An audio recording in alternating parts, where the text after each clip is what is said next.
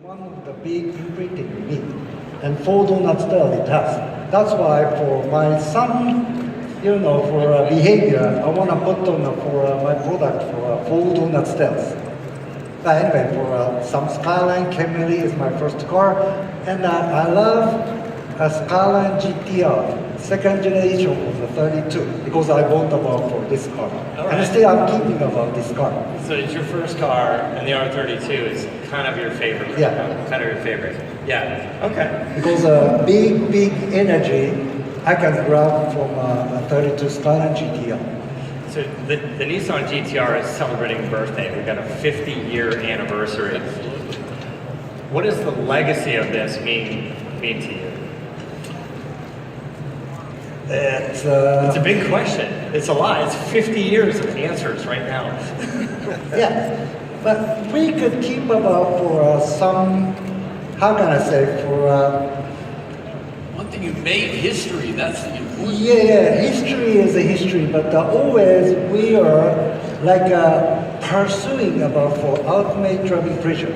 So which means for sometimes people set about for racing car for us, but it's not true. For some typical play spot is racing bubble, but the most important for me is the customer some mindset. It's the feeling about for the driving pleasure. That's why for some each by each, year by year about for gather, that's finally we will be able to get about for someday of the good some run, but we could reach about for some good result by GTR. And today is 50th anniversary. 50th anniversary, which is great. I had an opportunity to drive several of the Nissan GTRs since it came out here in the US roughly 10 plus years ago. And one of the things that I have noticed, and I just drove the 2019 GTR, is it came out and it was an incredibly fast car. I can't say how fast, 0 to 60, 2.9, whatever. It just blows your mind how fast. But the evolution of the GTR has been to make it so much more refined and comfortable and drivable. I think it's probably not easy to make a fast car, but it's got to be a lot more difficult to make a car that quick, this total performance car, to make it that quick and make it more comfortable and more drivable over time. The GTR has evolved quite a bit over the last 10 plus years. What can we expect from the future of GTR? It's a dangerous question for futures model actually. But simple to say, still I want to keep about for customer driven. So the customer voice is very important for me. That's why I would like to keep about for this momentum and for total balance management of the chasing point, like an ultimate pursuing the driving pleasure, it's very important for us. That's why for even this next 10 years or the other 50 years, I would like to keep about for this momentum for the customer. Well, the benchmark's set pretty high, so you guys got some work to do. Yeah, because of the GTR. And the GTR or Nissan hit me for when I was 10 years old of the kids. And still this kind of, super legacy is keep on. I'm happy and I would like to keep this legacy for the futures, for the young people. Yeah, well thank you. All right, Mr. Brock.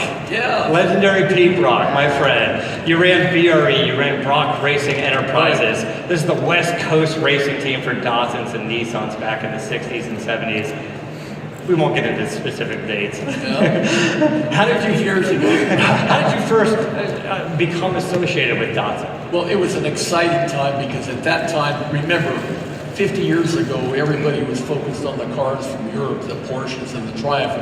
And for Nissan to come out, nothing had ever been seen like this. And we started out as a privateer team racing in a couple of 2000. And the first year we came out of nowhere on the West Coast and won the Pacific Coast Division Championship, qualified 2 cars for the National Championship runoffs.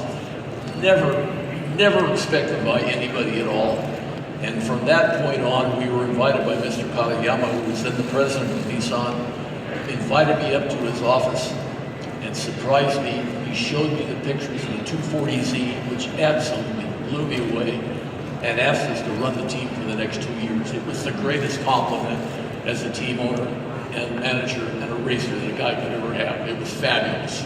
Yeah, that's fantastic, and I commend Nissan or Datsun at the time to wanting to try to get into racing and into American racing and work with guys like you to make that happen.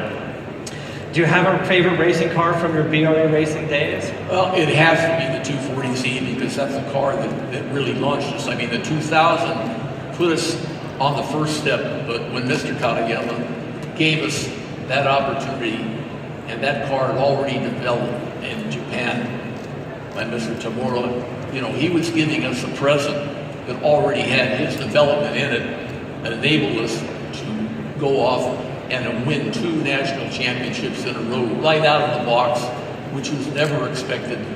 You know, a total change, and it really launched the whole image of Nissan in the United States at that time. Until nobody, if it hadn't been for Mr. Katayama and his vision of where we were going to go, it never would have happened. And if we hadn't gotten the cars for Mr. Tamura, it wouldn't have happened. So that combination really lit it off and made it for us.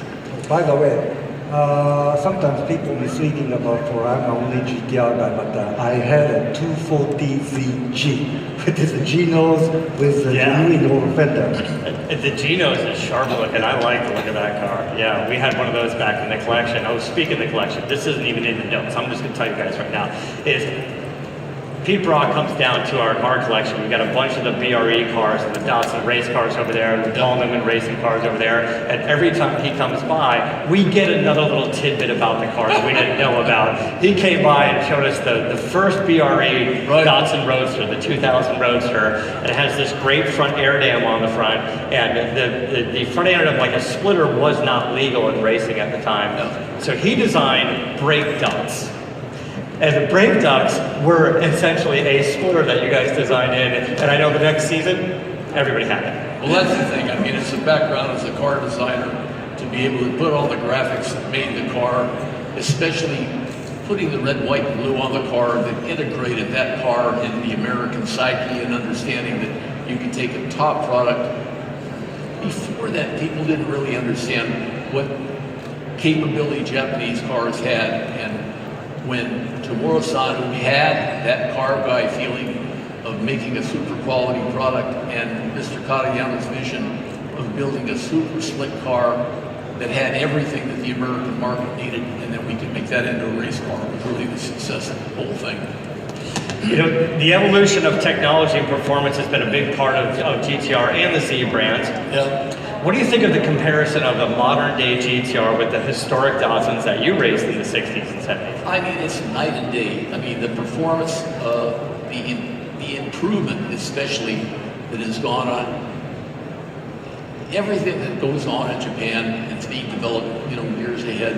And then we get it over here, we can benefit from that. You know, the new GTR with all the four-wheel drive and the special launch control and the speed and power that comes out of it, it was so unexpected at that time when we started out, and now it is at the peak of sophistication that you can look as that is the top end of real engineering on it, and that would not have happened without somebody who passionately cares about automotive engineering the way Mr. Tamura has, and having management at the top that understood it as well. Pete and I were watching launch control whole shots with the GTR and the videos before we came out here, so we're checking that out. But it's a lot like what Tamura-san was saying. It's that total balance of performance is what's integrated into these cars now, which is a lot of work. It's a lot of engineering, a lot of smart brain power that you guys are working on over there. This is kind of special. So today, Nissan is showing the new 2020 370Z 50th anniversary edition car. You guys have seen it over there right behind you. This must be an incredible honor to have that car pay homage to your racing career. I'll tell you, walking in the door here and seeing that car over there with an honor livery that we developed for the Nissan racing team and have them put that on the car is such an honor for me and a recognition that the factory appreciates what we did. And this is 50 years ago. I mean, we've got management today that wasn't even alive when we're racing. And that whole heritage and history and what we created that long ago still resonates here. And it continues on with passion that tomorrow's got, as we've got all the new cars that we're going. So from there to here, it's night and day, and I love what they've done on it, but they're far, far beyond anything that we ever done. We were so naive compared to what's being done now. It's fantastic. And what did you get to work with them here and get some input on how that car is going to look? It's fabulous looking. It's fabulous, right? I'm so stoked with that car. I think, there's only going to be 50 of them out there, but they're going to be pretty special. Oh, you better hurry up if you want one. I feel like they're gonna move quickly.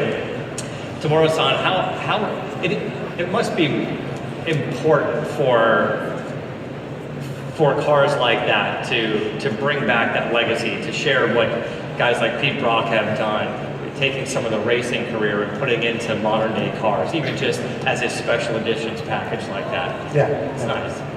It's a great package. Tomorrow-san, Mr. Brock, thank you guys so much for joining us today. This has been fantastic. I want to thank all of you guys for being here as well. We certainly would like to invite you guys to come up and check out the Dream Garage. Check out these cars. They're really amazing when you get up on them. One thing. Seeing is believing, but also car is the 3D world. Driving is believing. So please contact about for our dealer to drive about the car. Okay, so go buy a car. Yeah, thank you. Go buy a Z. Just go buy a Z already before, there's only 50 of those, so write it down now.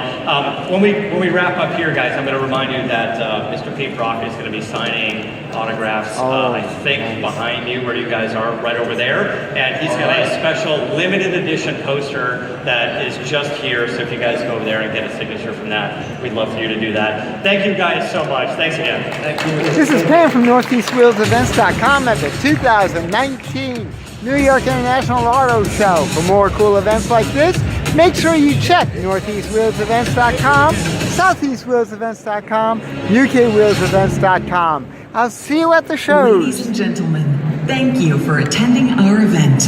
More information can be found with our product specialists located throughout the booth.